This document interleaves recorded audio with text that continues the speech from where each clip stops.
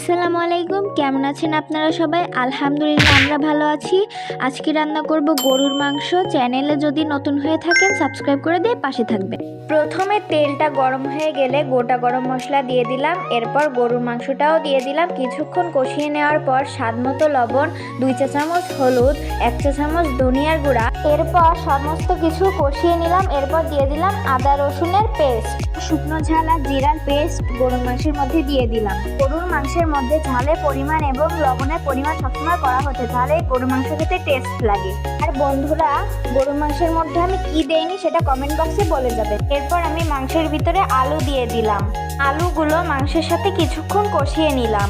ঝোলের জন্য আমি পরিমাণ মতো পানি দিয়ে দিলাম।